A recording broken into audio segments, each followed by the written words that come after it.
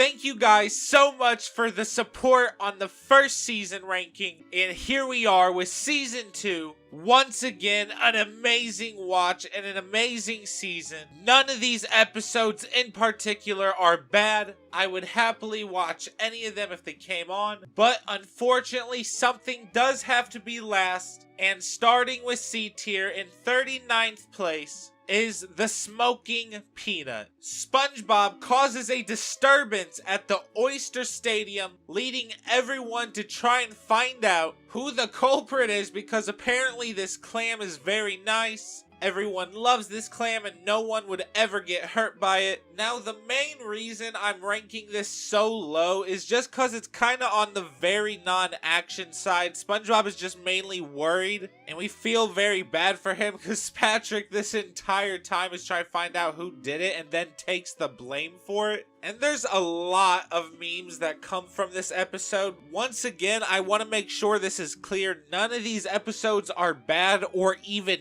mid. They're all good. This is just C tier, which is a very short list. There's not many that make it to C. In the back of my mind, this episode was always here, but I almost let it slip away until I rewatched it for this video. Like, I remember all the frames and memes, but not from this episode in particular. And though it does end up with a happy semi-ending, it's gonna sit comfortably at this placement. At 38th spot is I'm with Stupid. This episode is hilarious. Basically, SpongeBob has to help Patrick get ready for when his parents come over because Patrick is very self-conscious about it, and he wants to make sure that he's ready to impress them. And so in order to impress them, SpongeBob is going to act very, very ignorant so Patrick looks very, very intelligent. But Patrick obviously goes overboard, as he always do, and he treats SpongeBob so poorly and so much like he's actually dumb, to the point that SpongeBob actually becomes really irritated. And we obviously understand why, because SpongeBob just wanted to be a homie, but Patrick is abusing the situation. All of that just to find out at the very end that they weren't even his real parents, and his real parents are these bozos. He ends up finding them. He's perceived as kinda dumb because he forgot who his own parents were, and he doesn't care. They all laugh, they love each other. The episode ends in a happy manner that I think we can all enjoy. 37th is The Secret Box, and it's a little sad it's this low considering what episode this is paired with. It's just not that this episode is bad, it's just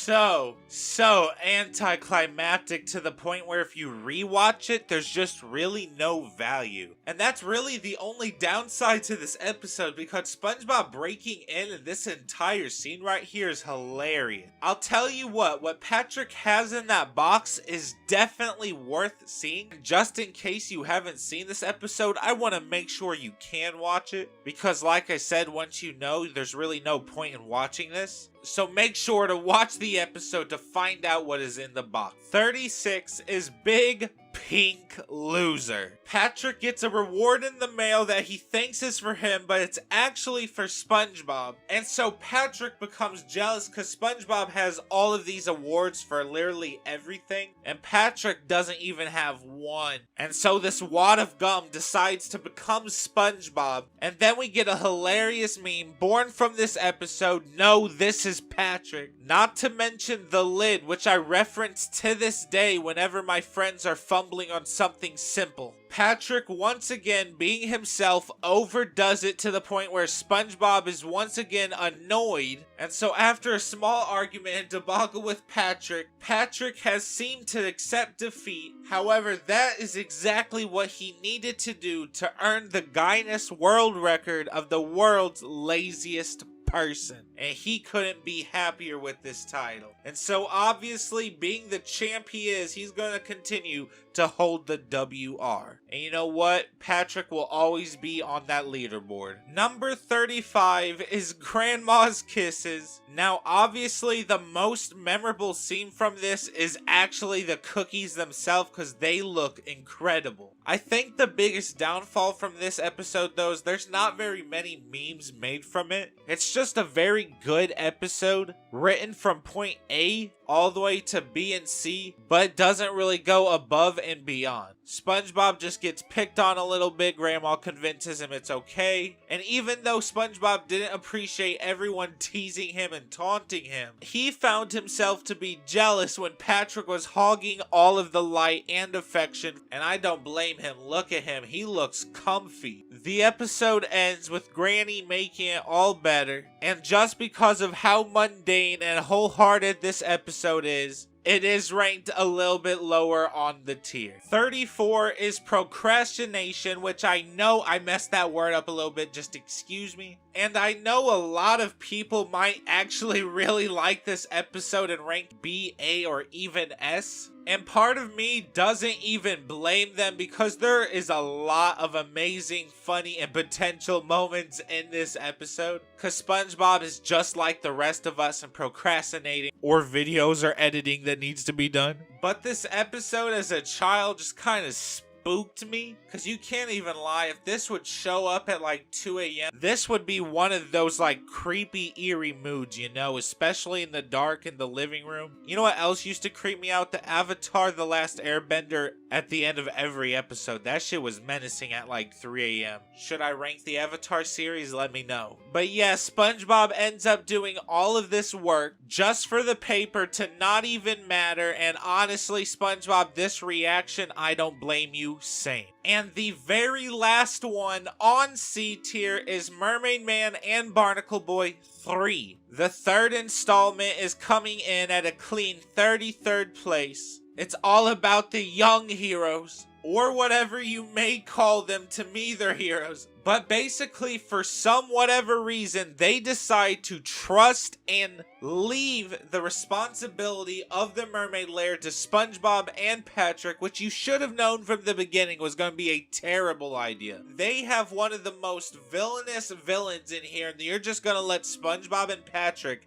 be the babysitter. That kind of irresponsibility should be illegal. So obviously he gets freed, but I don't even care because it leads up to a whole bunch of moments that are funny and iconic. The episode ends with Man Ray turning good. Now starting off with B tier, we have Bossy Boot. Now this one was really close from just staying into C tier because that's where it originally was. But something about this episode has like flair and a certain charm to it where I feel like when you watch it, you're always happy. It's hilarious seeing Pearl try to make everything young, hip. SpongeBob obviously doesn't want to serve or cook no salad. But thankfully, Mr. Krabs and his cheapskate habits have made him seen better or worse of the ways. And so basically he has SpongeBob fire Pearl, but that's alright because Pearl wanted to get fired anyway. She was only here because she thought Mr. Krabs wanted her to be here. So after she leaves, Mr. Krabs turns everything back to normal. Curious on what happens to everything in the Krusty Krab, SpongeBob has decided to buy it, and I won't even lie, this Gary scene is adorable. 31st is no free ride. SpongeBob fails his driver's license test so many times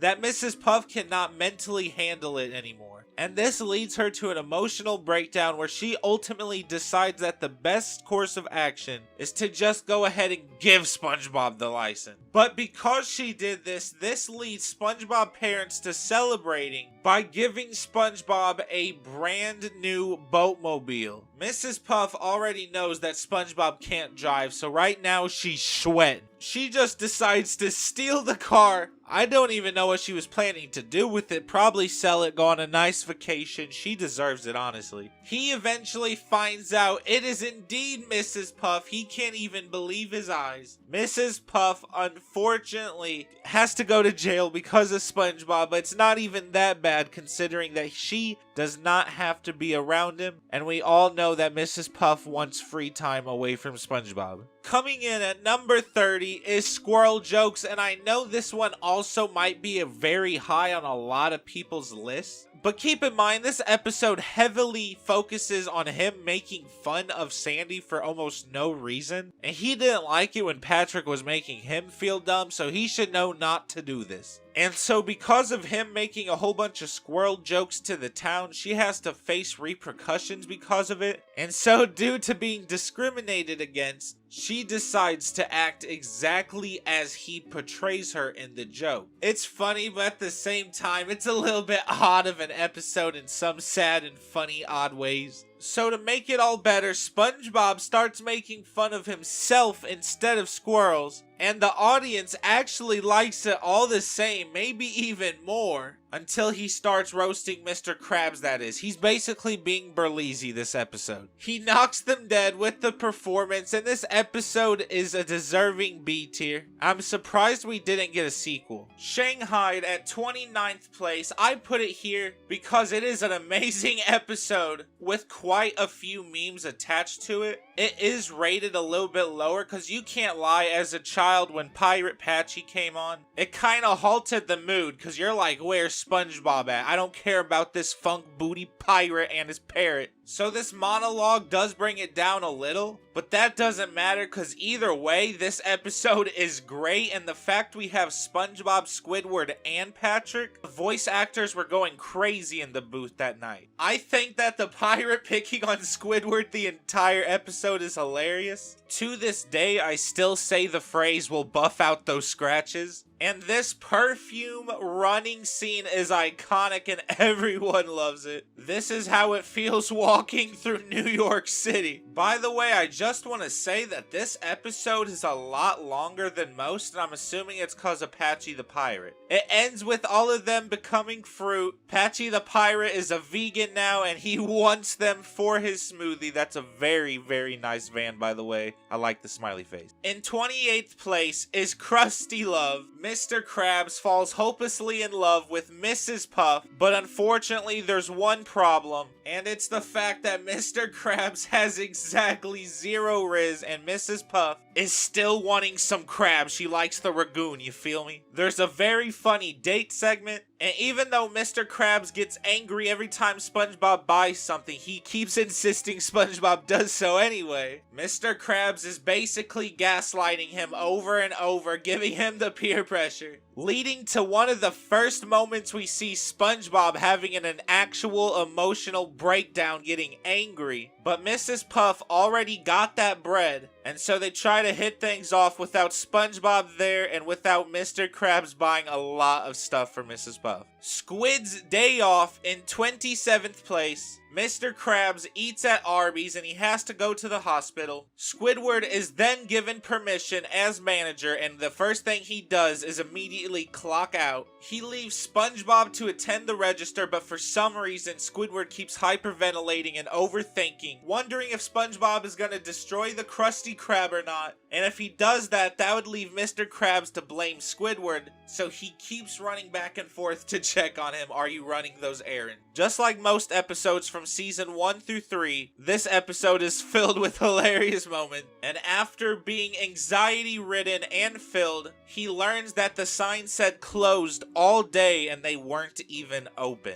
Squidward, I don't blame you. I would probably implode as well, my boy. Prehibernation week, coming in 26th place. Sandy has a lot of work to do before winter arrives, but SpongeBob doesn't know anything about that. And so Sandy freaks out trying to get all the work done, and SpongeBob helps her. But then she spends the rest of her time before hibernation doing dangerous acts with SpongeBob. Hey, SpongeBob got that Mama Pratt action, scaring SpongeBob to the point he doesn't even want to be here anymore. So he obviously goes into hiding to protect himself, and this leads Sandy to freak out and cause a national search. The entire Bikini Bottom searching for him. And I just want to say that these segments right here about people doubting her and thinking she crazy, I think it's hilarious. Him trying to pass off this dude as SpongeBob and Sandy saying, "No, you ain't," is hilarious. But by the time Sandy finds him, hibernation already started and she fell asleep. SpongeBob's lifespan is saved, and that is a good episode. 25th place is Survival of the Idiots. This episode is actually kind of funny because it's one of the few canon events we have. Like, Sandy goes into hibernation, and then the next episode, if you ignore the Christmas special, is her being in hibernation, which Patrick and SpongeBob raid her home. I don't know why she don't got that lock and key key. They end up waking her, in which she gets really mad. And one of the main reasons I rank this over the last episode higher is because of the fact that she gets physically aggressive.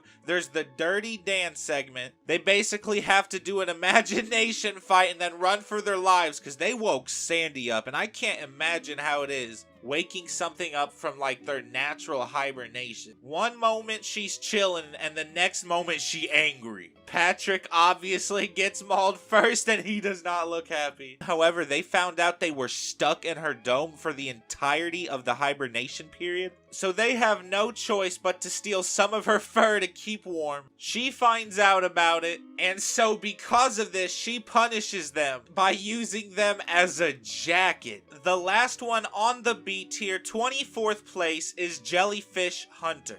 This episode is iconic because SpongeBob is the ultimate jellyfish master. During this time, he is able to get jelly and he catches a shiny. And by a shiny, I mean a rare blue jellyfish. I'm pretty sure it's just their version of albino. SpongeBob, for some reason, likes his food weird, and so he puts jelly on his cheeseburger. This guy hears him busting a nut over there over a burger, so he's like, give me a bite. His marriage is depressing, and he wants anything that'll make him happy. So after taking a bite, this man is instantly hooked, all the way to the point where he has an Eric Cartman style sing-along and music theatrical, busting a whole song and dance about how good this patty is. He hooks everyone up as the jellyfish plug, and he instantly has customers waiting in line. However, this is Mr. Krabs' block. If anyone's moving jelly, it's gonna be Mr. Krabs. So Mr. Krabs collects so many jellyfish that it needs a factory, and SpongeBob finds out about this, and this is very inhumane. Bad Mr. Krabs. Mr. Krabs gets the karma he deserves, and all of the jellyfish, thanks to SpongeBob, are let free. Jellyfish and SpongeBob become friends at the end, and it's a pretty good conclusion. Starting off, the B+ tier is Artist Unknown. So I felt like adding a B+ tier was necessary, because there was a couple episodes that just went a little bit higher, just not at A though. This being one of them. I might have a personal bias to this episode due to some YTPs. Squidward is an art teacher and his only student is SpongeBob, of course. But what's even worse is that SpongeBob actually outshines Squidward in every way and form. Squidward tries to do his own touches, which I think are very funny, and Squidward eventually loses it, hitting his breaking point, making a mess out of everything, just because SpongeBob is a little bit better than he is. But what he doesn't know is he made something even better. This is an actual statue. 22nd place is Welcome to the Chum Bucket. Mr. Krabs, being the crustaceous cheapskate he is, gambles SpongeBob away, which I don't even know he's legally allowed to do. I mean, he might be if SpongeBob signed a contract. And even though this episode is filled with hilarious and iconic moments, this episode is heavily carried by the duo song that SpongeBob and Mr. Krabs puts on. I kind of like it when cartoons used to do like these little duets, as long as it's not in a cringe Disney manner or something like that. I believe SpongeBob and Mr. Krab both got vocals, and SpongeBob was able to get his job back, so this episode deserves B+. 21 is Imitation Krabs. Unlike the episode where they think Mr. Krabs is replaced by a robot, he actually is replaced by a robot this time. Controlled by the one and only Plankton as well. And I can't even lie, season 1 through 4 Plankton was hilarious. SpongeBob somehow doesn't realize that he's a robot. Mr. Krabs basically has to prove he's the real one, in which he fails because he can't answer questions. That is until the robot blows up over at the Chum Bucket and Mr. Krabs is about to be a dinner special. SpongeBob is able to save him, undoing the harm he has done. He also got back the formula, so Mr. Krabs ain't even that peeved. Mr. Krabs, I can't even lie, the fries that came with you looked good. Now we are at the top 20 episodes of season 2, starting with Wormy. Now I think it's obvious why this isn't B+, instead of just B, because this episode is very unique and, dare I say, quirky. SpongeBob and Patrick are entrusted in taking care of a worm. That is until Wormy becomes a butterfly. And for some reason, Wormy becoming a butterfly freaks them out. And instead of connecting the dots, they believe that the butterfly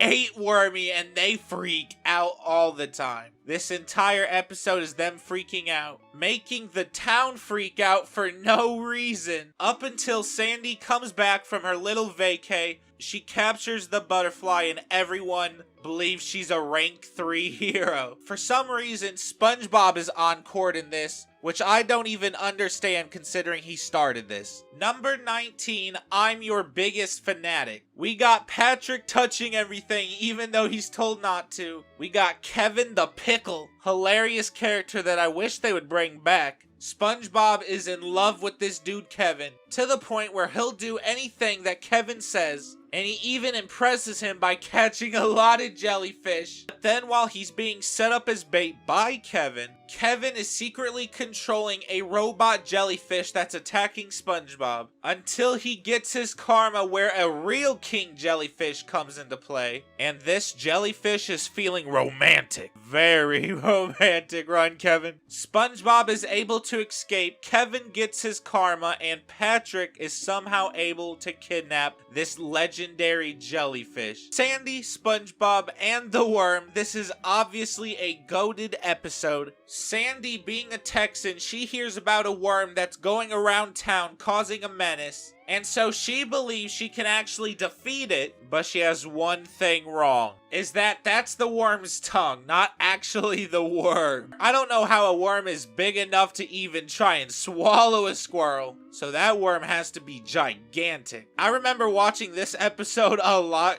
and you know what? I don't even mind, because this is a really good episode. Lucky number 17 is the graveyard shift. Mr. Krabs has decided that the Krusty Krabs is going to be open 24/7. This episode is the one with the hash-slinging slasher, and that alone is super high ranking. This almost hit A tier, but I feel like compared to A tier episodes, this doesn't hit it quite right. Because even though this is a really, really good episode, this isn't an episode you could watch over and over in a short amount of time. Where some episodes you can watch one day and watch it 2 days later. Squidward is freaked out because his story is becoming true. I'm starting to realize that anyone that messes with SpongeBob gets insta karma. I don't know, if I saw that, I'd be pretty spooked too. It ends up just being someone who's trying to get a job, in which I'm assuming he takes over the night shift. This ending segment is a little weird as a child, but it's whatever. Number 16, this is the last of the B tiers, and this is Something Smells. SpongeBob creates a diabolically disgusting hot fudge sundae that uses ketchup, onion, not to mention a dash of the T-virus. And he ends up eating the whole thing too, causing his breath to reek something immensely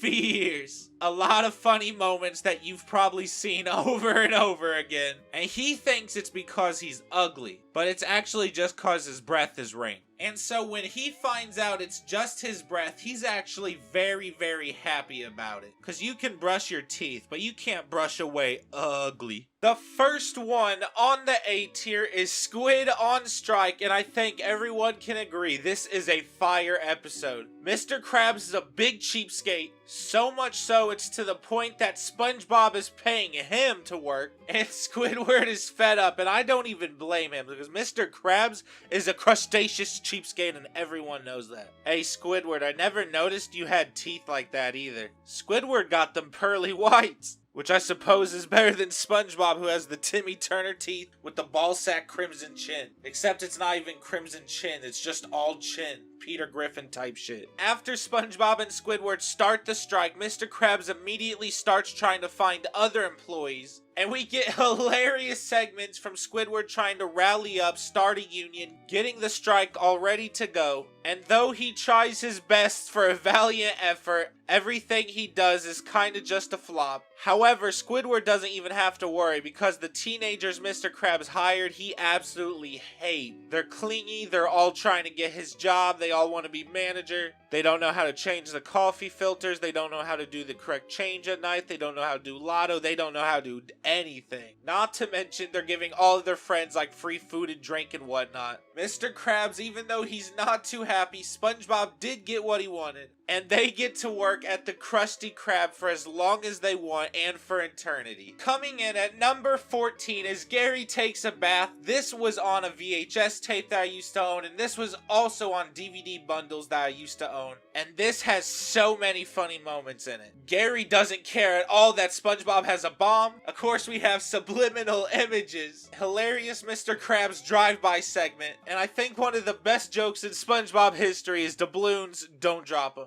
At the end, Gary is able to outwit SpongeBob, and it is him who is actually taking a bath. Gary, you are one very sly snail. Lucky number 13, sad but hilarious. We have dumped the infamous episode where Gary supposedly chooses Patrick. We all know what really happens, even though Gary spends the entire day with Patrick. Maybe it's because Gary likes him a little bit, but that is not entirely the reason. I think this snail right here is hilarious, and I would love a sequel. And even though a lot of the episode is poor little SpongeBob being sad because he thought Gary betrayed him, I think it's all making up for by the climax of the episode, in which the joke is that Gary didn't like Patrick, Gary didn't like Patrick short, he didn't ignore SpongeBob, it wasn't any of that. He just simply wanted the cookie that was in Patrick's pocket.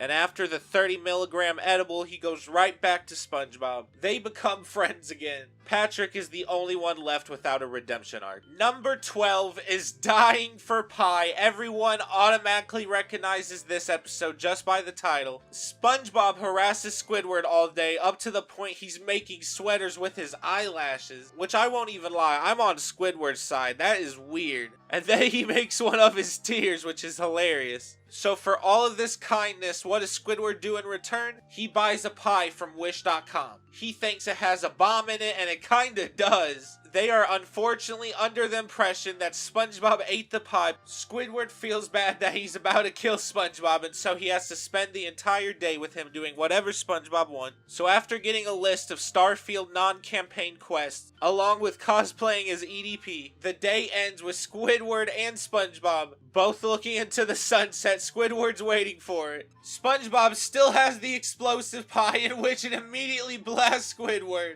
R.I.P. the homies SpongeBob and Squidward. The last one on A tier is Your Shoes Untied. This part right here alone is instant A tier. It is almost in the A+ tier. We got an entire funny segment with Patrick, the shoes being untied. We realized that SpongeBob doesn't even know how to tie shoes, which when I was a child, this was very relatable because I was big dumb. I didn't know how to tie my shoes until I was like 12. Patrick obviously doesn't know how to tie his shoes though, but the thing is, SpongeBob forgot how to. This prohibits him greatly from working, aggravating both Squidward and Mr. Krabs along with the customers. After being inspired by Nick Avocado, Squidward has decided to just outright tell Mr. Krabs him nor Squidward know how to tie shoes either. And basically everyone in the Bikini Bottom area is useless. But of course, there's always one person SpongeBob can count on, the one person who will always clutch. SpongeBob's Alfred is obviously the one and only Gary who knows how to tie shoes and wears them. They have an entire musical about how to tie your shoes. I'm sure for a lot of kids this helped. For me though, like I said, I was big dumb, and even watching this show so many times, specifically this episode, I still didn't know how to tie my shoes, and I always wore Velcro. Starting off with A+, we have the SpongeBob Christmas Special. Number 10, obviously this has to be top 10. It's literally a SpongeBob Christmas Special. I'm sure even watching this now, you're like, dang, this is nostalgia. Cause everything about this episode is 100%, and it almost deserves S tier. Everything in the A+ is in the A+ for a reason, trust me. The entire cast and the entire Bikini Bottom gathers around to celebrate Christmas, their very first Christmas. Everything is decorated fancy up, and it's a very good vibe, and I'm sure the animators of this probably really enjoyed it. Even though at first Squidward was an op and he really wanted to ruin Christmas just like the Grinch, Seeing everyone in the town, especially SpongeBob, be sad, it made his heart grow 3 times the size, and Squidward decided to pull a Grinch, become Santa Claus, and gave everything he owned away. In which, in a shocking turn of events, the real Santa Claus comes around. Lovely green screen, by the way. Hey, that actor got real goofy.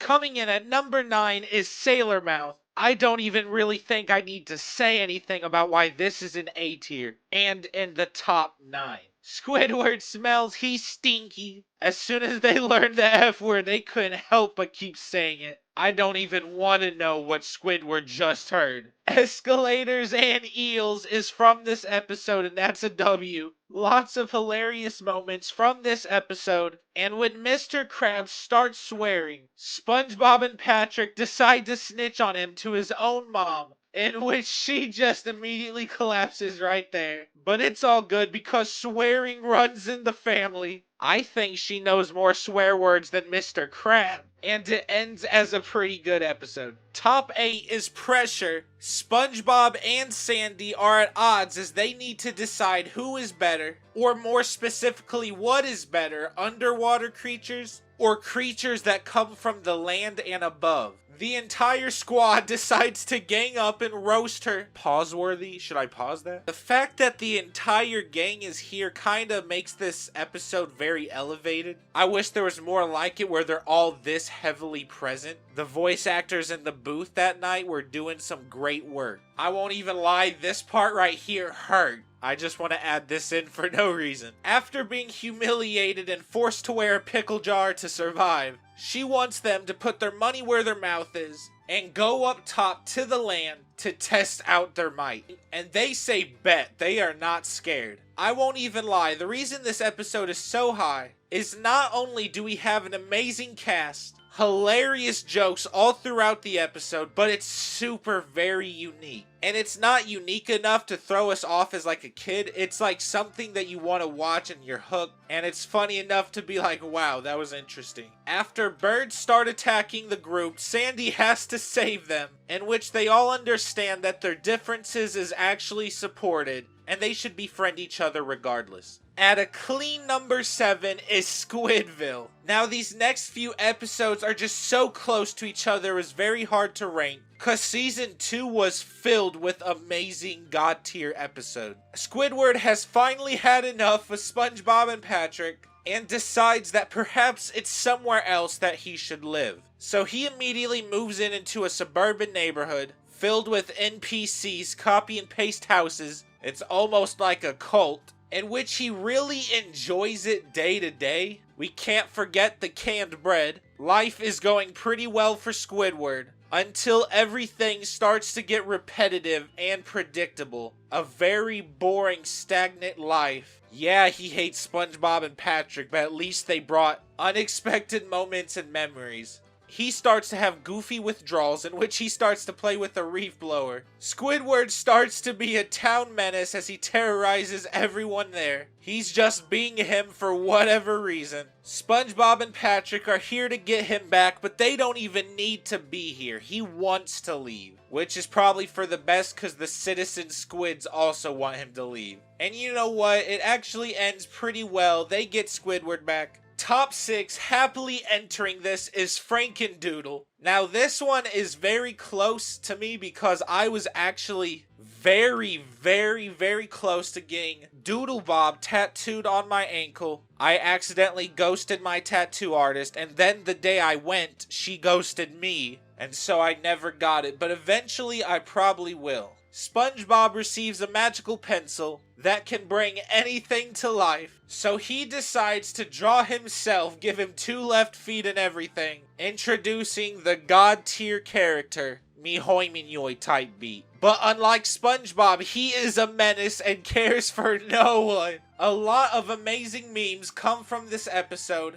Where's the leak, ma'am is one of my favorite moments. And eventually, SpongeBob is able to conquer Doodlebob and erase him. Or at least, so he thought. Doodlebob, with just a hand, cobblepots his way to SpongeBob and survives. SpongeBob is double cheeked up, but he gets rid of it until he realizes that Doodlebob's weakness is paper. So he traps them in the book. Doodlebob suddenly becomes happy. Perhaps that's all he wanted. Like a Meeseeks, he only wants one purpose, and that's to be on paper. It's a very quirky episode. Number 5, and starting off with the S tier, is Life of Crime. And now S tier, there's a difference between A, because these are the top 5 episodes of the season. That means it really has to shine and outperform. And I think this episode does it with the hilarious moments in it. And the confusion and everything is just great. It's a perfect childhood episode. Basically, SpongeBob and Patrick, quote unquote, steal a balloon,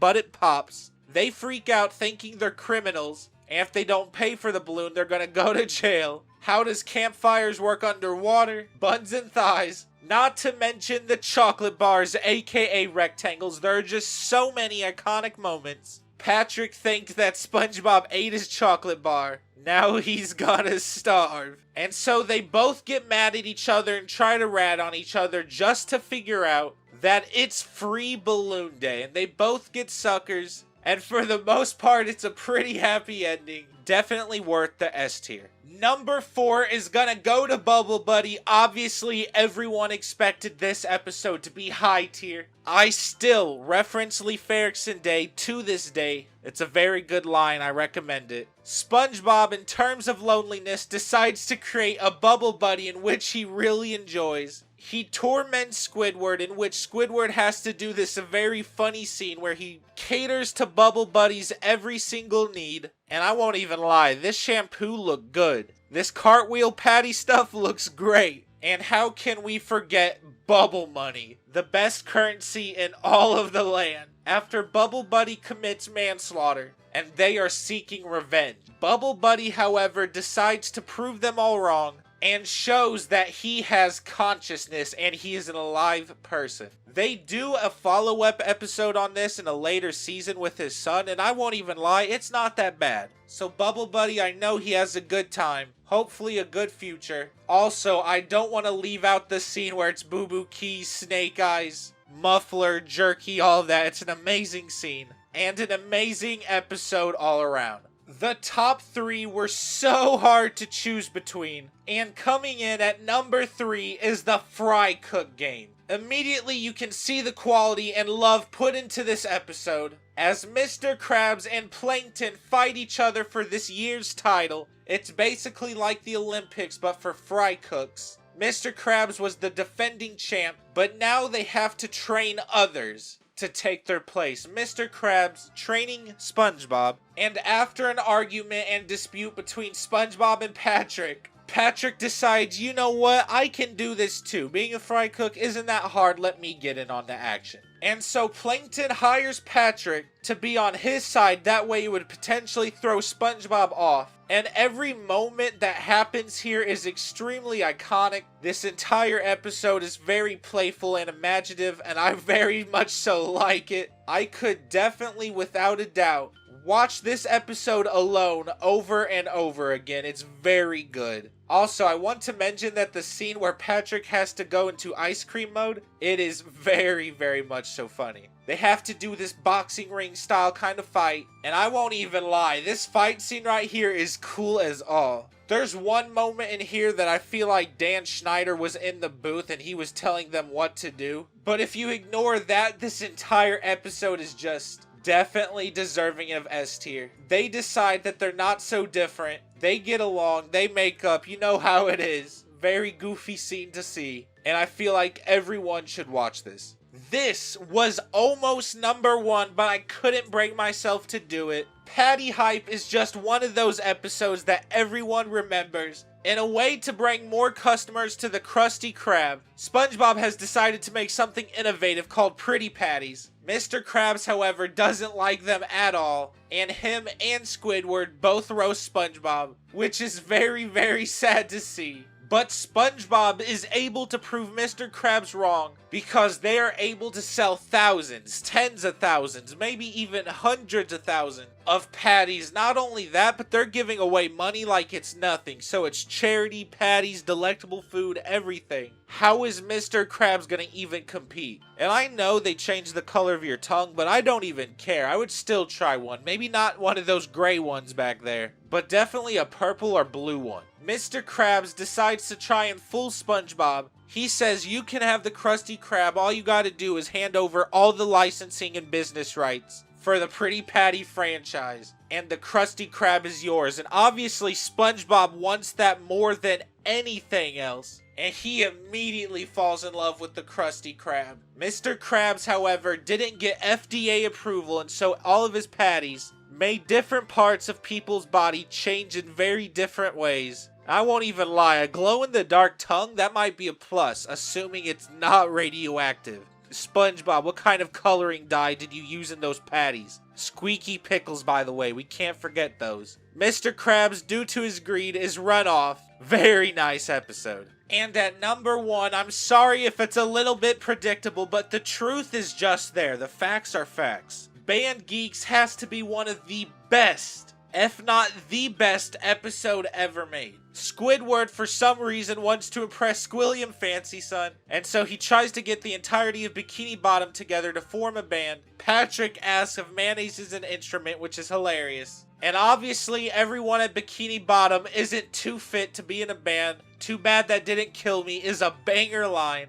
The Patrick Sandy fight, very nice. You think Patrick would have learned to not fight Sandy, but he gets the same treatment later on in the episode. I like how you can see Pearl in the background right there. R.I.P. these two fish right here who'd make liftoff, and they have an accident. Big Meaty Claws is one of my favorite lines. This entire Bikini Bottom fight scene, I wish we had more of it. However, because of this, Squidward is left feeling hopeless and he just gives up on them. But then they all get the 3 AM energy, and they come prepared to show Squidward what a good song sounds like. And this song is so fire, so amazing and nostalgic that it was presented at the actual Super Bowl. And I really suggest that you listen to this song right after this video. It's always a good listen, maybe even goosebumps if you really like cartoon. Where's the Spotify release? Is this on Spotify? Someone let me know. Everyone killed it out here. Everyone did their part in the band. And I'm so happy to make this number 1 and to make this the finale video